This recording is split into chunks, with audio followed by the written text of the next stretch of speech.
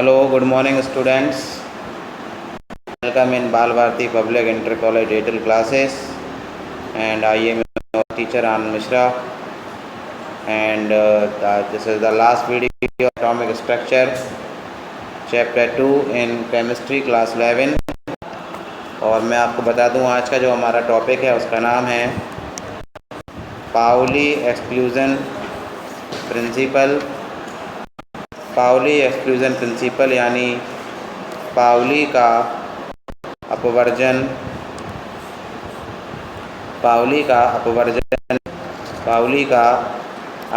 नियम आपको समझ में आ रहा है, ये नाम दिख रहा है आपको।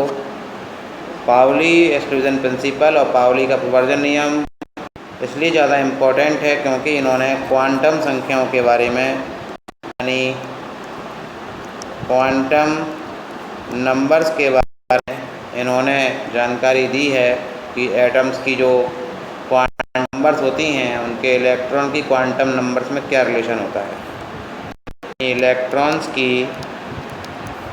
क्वांटम नंबर्स में क्या रिलेशन होता है, क्या रिलेशन होता है ये बता रहे हैं इसमें। तो जो रूल दिया वो दिया कि the Pauli exclusion principle states that in an atom और मॉलिक्यूल, यानी किसी एटम और मॉलिक्यूल में, किसी भी एटम और मॉलिक्यूल में नो टू इलेक्ट्रॉन्स, किसी दो इलेक्ट्रॉन की same four quantum numbers as an obtained can maximum of only two electrons, the two electrons must have opposite spins. यानी पाउली का अपवर्जन नियम कहलाया कि क्वांटम यांत्रिकी के सिद्धांत के अनुसार जिसे 1925 में वुल्फ्गांग पाउली ने प्रतिपादित किया था, अपवर्जन का अर्थ होता है छोड़ना, अलग नियम लागू होना आदि।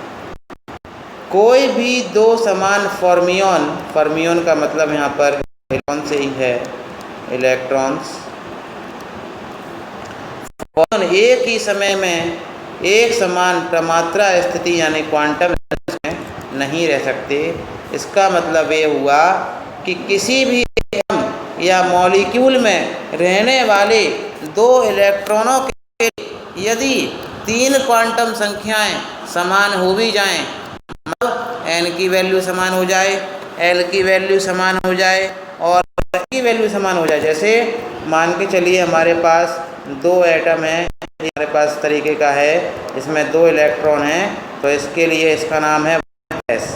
तो मान के चलो हम देखें तो n की वैल्यू भी 1 हो गई, इसके लिए की वैल्यू क्या हो गई 1 हो गई, इसके लिए l की वैल्यू 0 हो गई, इसके लिए भी l क्या हो गई 0 हो गई, इसके लिए भी m की वैल्यू क्या हो गई 0 हो गई, इसके लिए भी m की वैल्यू हो गई 0 हो गई। लेकिन देखेंगे s के लिए इसकी वैल्यू हो गई, और s की वैल्यू इसके लिए वैल्यू हो जाएगी +1/2 और s के लिए इसकी वैल्यू हो जाएगी -1/2। तो ये वाला हमारा जो पाउली एक्सक्लूजन प्रिंसिपल है ये इसी पर बेस्ड है कि आप समझ गए ना कि यदि किसी एटम में मॉलिक्यूल में दो क्वांटम नंबर्स, तीन क्वांटम नंबर सेम हो भी हैं तो चौथा क्वांटम नंबर अपनी स्पिन की वजह से, किसकी वजह से, अपनी स्पिन की वजह से क्या हो जाएगा, अलग हो जाएगा। क्योंकि एक ही करना है क्लॉकवाइज तो दूसरे को करना है एंटी क्लॉक मूवमेंट करना है। मैं इसका एक एग्जांपल भी ले रहा हूँ जिससे कि आप क्लियर हो जाए। जैसे कि हमने एग्जांपल लिया कि नाइट्रोजन के जिसका एटॉमिक नंबर 7 है और इसके पाँचवें इलेक्ट्रॉन के लिए for it fifth electron fifth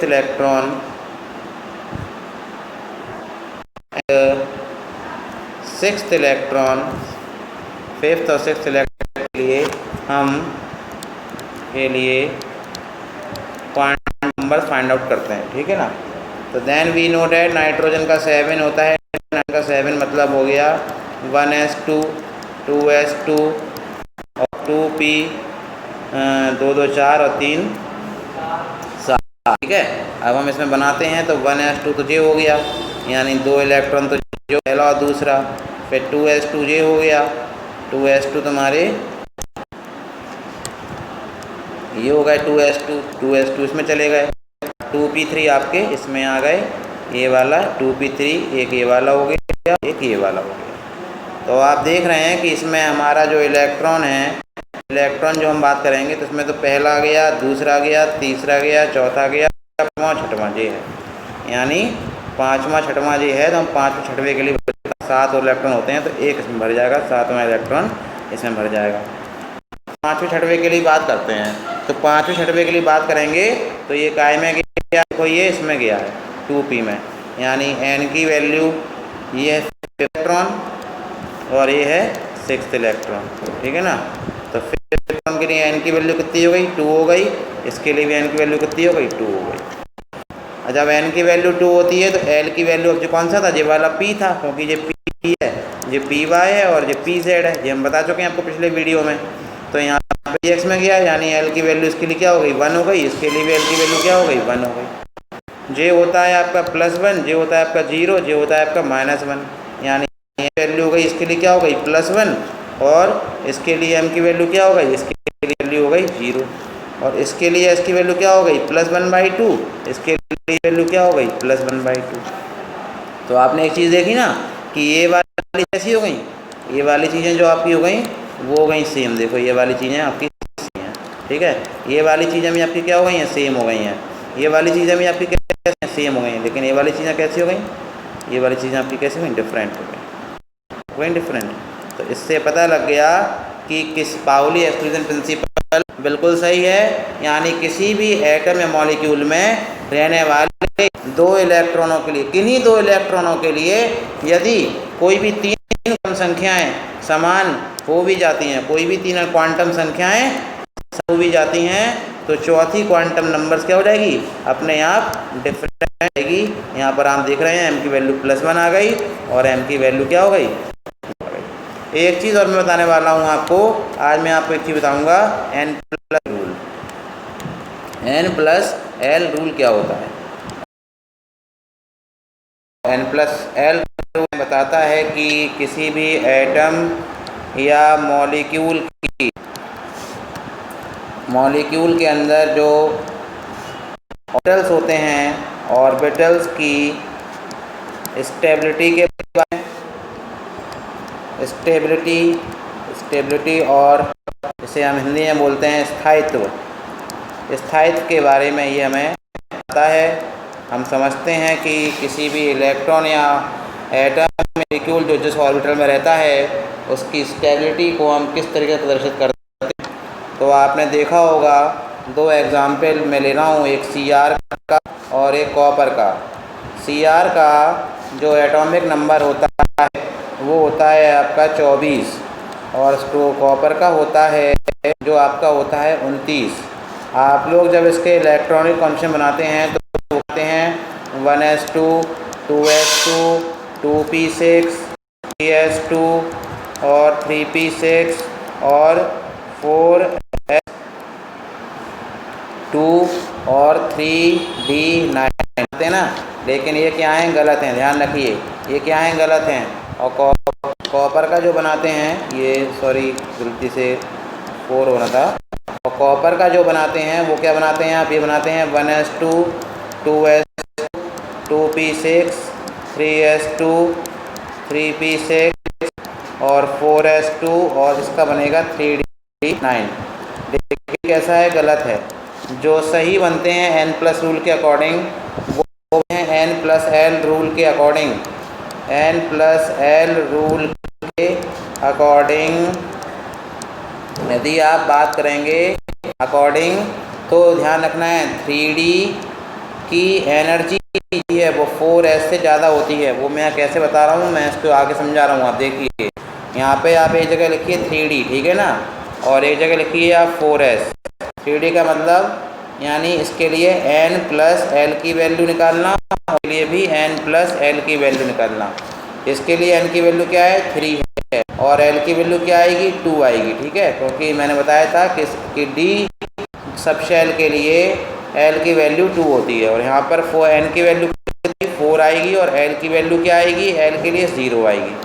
तो आप देख रहे हैं यहाँ पर दोनों नंबर्स हैं, तो 3 + 2 यानी 5 हो गया। यहाँ पर 1 आएगी वैल्यू, यहाँ पर 1 आएगी, यानी 4 + 1 कितना 5 हो गया। दोनों का 5 है, दोनों का बराबर आया है n + l वैल्यू। लेकिन आपको ध्यान रखना है कि यहाँ पर जो 3D है और यहाँ पर 4s है, 3D और 4s में 3D की स्टेबिलिटी ज़्यादा होती है और 4s की स्टेबिलिटी कम होती है। 3D की एनर्जी ज़्यादा होती है, एनर्जी जो होती है वो कैसी होती है, ज़्यादा होती है, यानी ग्रेटर। और इसकी जो एनर्जी होती है वो क्या होती है, लोअर होती है। आप ध्यान रखें। तो इसके अकॉर्डिंगली यदि आप देखें तो इसके अकॉर्डिंग आपको लगा कि आपके कॉपर के और क्रोमियम के सही इलेक्ट्रॉनिक कॉन्फ़िगरेशन बनेंगे, वो मैं आपको बता दे रहा हूँ। देखिए इसका बनेगा 1s2 2s2 2p6 3s2 3p6 और 4s1 और 3d5s का। और कॉपर का बनेगा 29 कॉपर का जो होता है उसका क्या बनेगा 1s2 2s2 2p6 3s2 3p6 और 4s1 और 3d। इसके बाद आपको जो भी दिक्कत हो आप मुझसे पूछ सकते हैं। और आप लोग को ध्यान रखना है कि यदि आपको कोई भी डाउट हो रहा हो तो आप कमेंट करें, मुझे व्हाट्सएप कर सकते हैं। मेरा मोबाइल नंबर 9889623861 है। इसके बाद भी यदि आपको कोई दिक्कत लग रहा है तो आप वीडियो के नीचे यानी यूट्यूब में कमेंट ज़रूर कर सकते हैं। कमेंट करें, इस चैनल को आप शेयर करें। इस चैनल का नाम है डॉन अकेडमी। ध्यान रखिए, यदि कोई भी आपको दिक्कत लग रही हो तो आप हम लोग को कॉल कर सकते हैं, कांटेक्ट कर सकते हैं। Thank you.